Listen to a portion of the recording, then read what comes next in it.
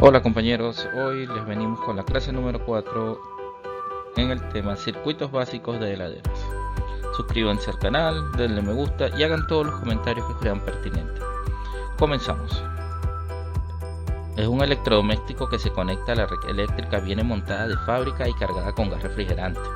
Esto es un dato importante, no se requieren licencias para manejarla ni repararla, aunque es recomendable hacer todos sus cursos y capacitaciones para no tener inconvenientes al trabajar con este tipo de equipos, ya que se utilizan en casas de familias donde si no se hace un buen trabajo pueden perder la inversión que hayan hecho con sus alimentos. Los datos importantes es que la temperatura varía según el tipo de frigorífico que sea. Cada estrella equivale a menos 6 grados centígrados.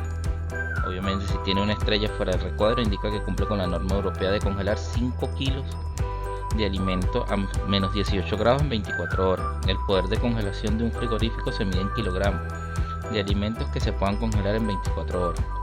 El sistema Fast Freeze permite acelerar el enfriamiento durante unas horas y se desconecta automáticamente transcurrido ese periodo.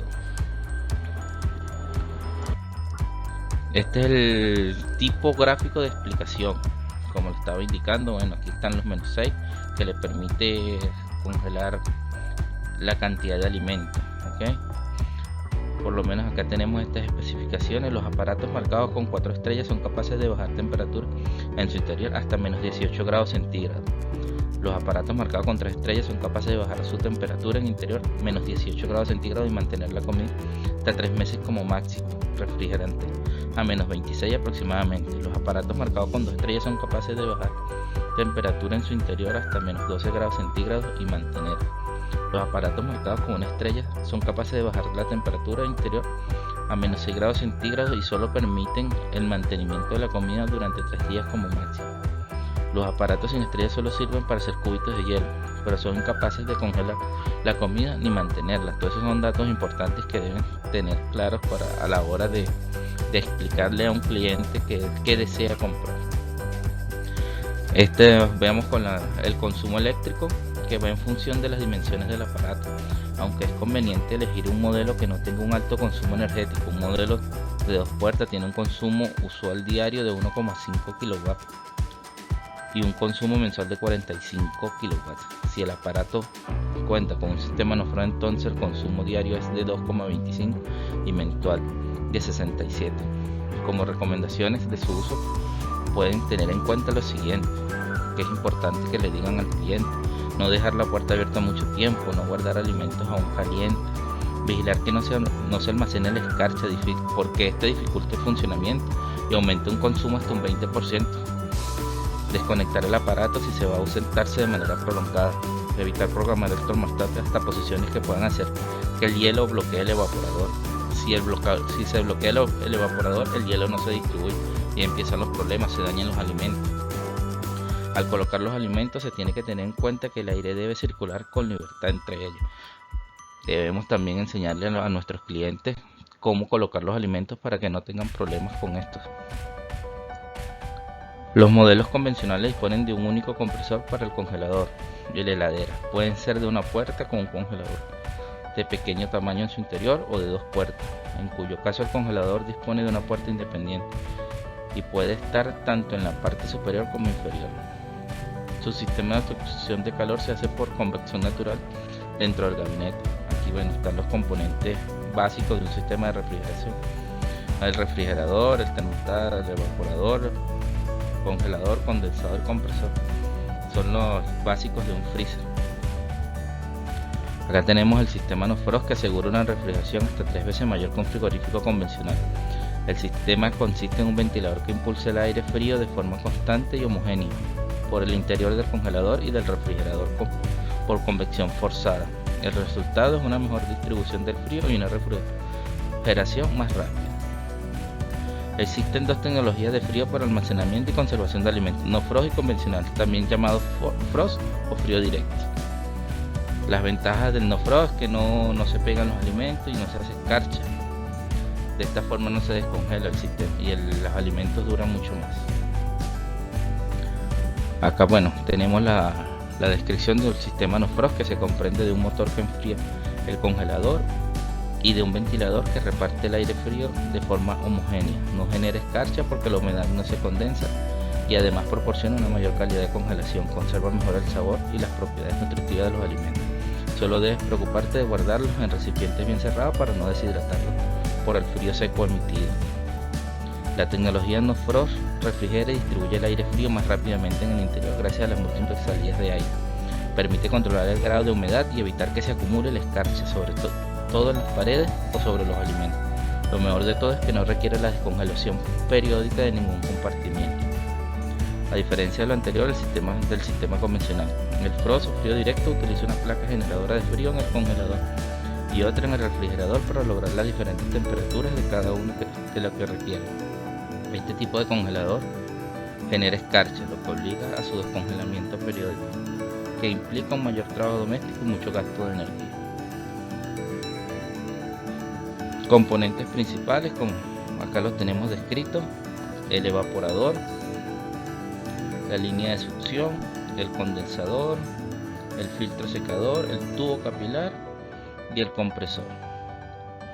Tenemos, al pasar por el tubo capilar, que es el elemento de expansión de este circuito, el refrigerante alcanza la entrada del evaporador, quedando sujeto a la presión de baja o de succión del compresor. Esta condición, el fluido refrigerante evapora y absorbe calor, el cual es el efecto refrigerante deseado.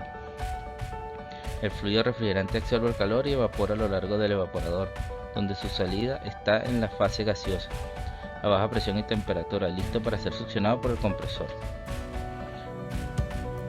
El fluido refrigerante baja, alta presión, libera el calor para el ambiente y el condensador, llegando al filtro secador en fase líquida. En la descarga del compresor, el fluido refrigerante está en la fase gaseosa a alta temperatura y presión, resultando el proceso de compresión. Acá, bueno, una explicación breve y básica de lo que es un sistema de refrigeración. Acá, bueno, tenemos el circuito de un helador. Es necesario conocer las temperaturas que se manejan en las diferentes etapas del circuito de refrigeración. Acá tenemos toda la identificación: T1, T2, T3, T4, T5, T6, T7. Están expresadas y identificadas acá. Por lo menos en T1, que es la temperatura al entrar al evaporador, es menos 26 grados. T2, que es la salida del evaporador, a menos 25, más o menos menos 26. La temperatura 3, que es la entrada del compresor, está a 3 a 5 grados aproximado. La temperatura 4, temperatura de condensación, de 10 a 13 grados. La T5 es temperatura de descarga del compresor, que es 120 grados centígrados. Hay que tener mucho cuidado con manipular el compresor sin sus elementos de protección personal, como guantes, lentes. Puede ocurrir algún accidente, debemos protegernos. Temperatura del domo del compresor son 110 grados centígrados. Y dentro de la bobina del motor compresor estamos sobre los 130 centígrados. Así que, como les indiqué, bueno, nuevamente les repito, utilizar sus elementos de protección personal. Componentes eléctricos del ciclo de refrigeración. Dentro del circuito de las heladeras tenemos elementos eléctricos que hacen que este funcione entre ellos. Tenemos el motor compresor, termostato y lámpara. Vamos a ver su funcionamiento. El funcionamiento del motor eléctrico. Los motores eléctricos que se utilizan en el interior de los compresores de refrigeración tienen ciertas características especiales de fabricación. Se construyen con materiales de alta resistencia que aseguran una larga duración y tienen un par de arranques bastante elevado. Se llama par de arranques a la condición que tienen los motores de poder arrancar con una gran sobrecarga. Deben ser en lo posible muy silenciosos, tanto que en el arranque como en el subfuncionamiento. Acá tenemos los componentes internos del compresor: distribuidor de aceite, válvula de seguridad, protector térmico, silenciador, válvula de impulsión, válvula de admisión, cilindro, pistón o biela, la aspiración, el amortiguador del motor y la descarga. Los motores eléctricos se forman por dos partes principales. El rotor es la parte móvil de un motor eléctrico. Se ensambla directamente sobre una flecha de hierro, la cual a su vez constituye el cigüeñal del compresor. Es un cilindro formado por varias placas o discos metálicos surcados por barras de cobre que facilitan la creación de campos magnéticos, lo cual generan la repulsión que lo ponen en marcha.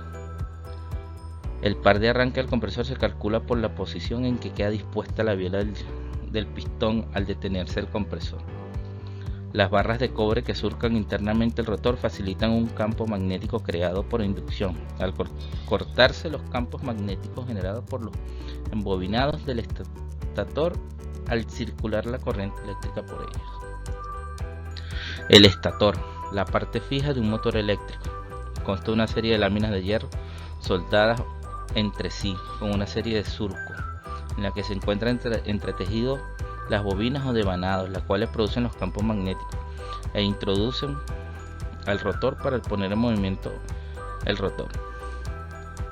El problema del arranque a plena carga se resolvió en estos motores por medio de la implementación de dos bobinados diferentes conectándose entre sí en paralelo. En el estator o campo eléctrico se encuentran tejidas sus ranuras de bobina, que se denominan comúnmente como bobinado de trabajo o bobinado de arranque. Esto lo podemos saber las diferencias entre LRA y RLA. Ese es un video o una próxima clase que les voy a compartir para que lo podamos tomar en cuenta. El bobinado de arranque es más grande en devanados que el bobinado de trabajo, ya que tiene la misión de poner en marcha el compresor. Como el arranque del compresor es casi instantáneo, solo durante 1 o 2 segundos se mantiene conectado el bobinado de arranque, con lo que se logra evitar el sobrecalentamiento y se reduce el consumo de corriente por parte del motor eléctrico. Acá tenemos el arranque de un compresor directamente, identificar cuál es el común, el start y el trabajo. El motor monofásico posee dos bobinas, una de arranque y otra de marcha. La bobina de arranque posee mayor resistencia que la bobina de marcha. Para identificar las tres bobinas se tienen 3 bornes de conexión.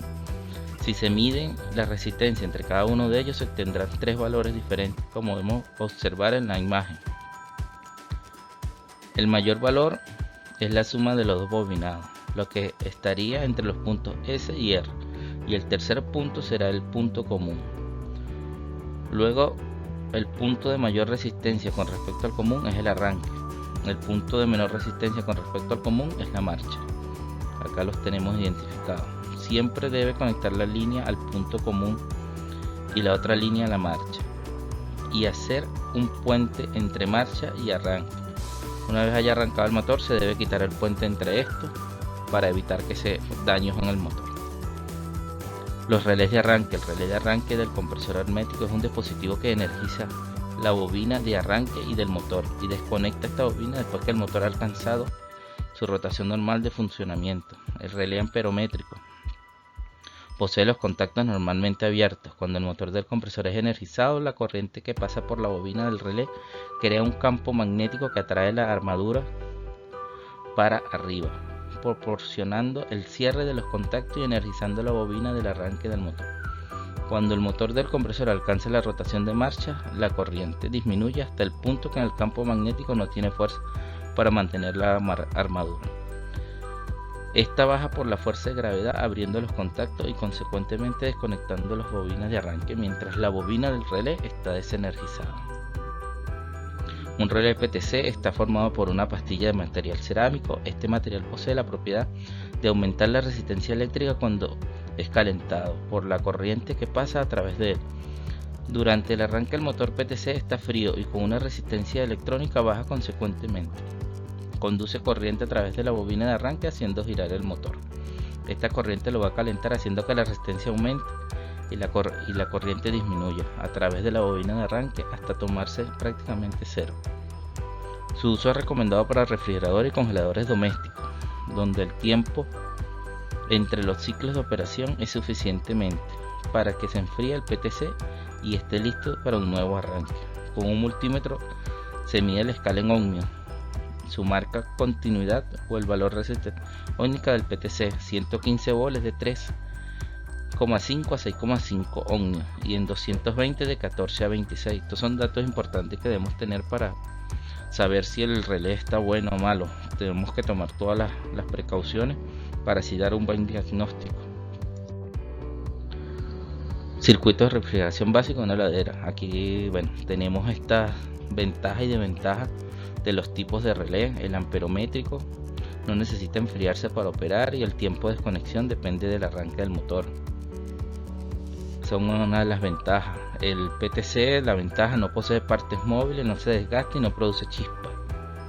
Las desventajas de estos también son, por lo menos el amperométrico posee partes móviles, tiene contactos eléctricos que se desgastan, emite señales de interferencia magnética debido a las chispas y un modelo específico para cada compresor. Su función: posición vertical. Las desventajas del PTC: necesita enfriarse para operar, tiempos de conexión, no depende del arranque del motor. Son ventajas y desventajas que debemos tomar en cuenta a la hora de comprar un compresor. El protector térmico. Este componente está ligado en serie con el circuito que alimenta el motor. Está fijo próximo a la carcasa del compresor y actúa abriendo el circuito o desconectando el compresor rápidamente si hubiera cualquier aumento normal de temperatura o de corriente, ocasionando por problemas mecánicos, eléctricos o por aplicación inadecuada.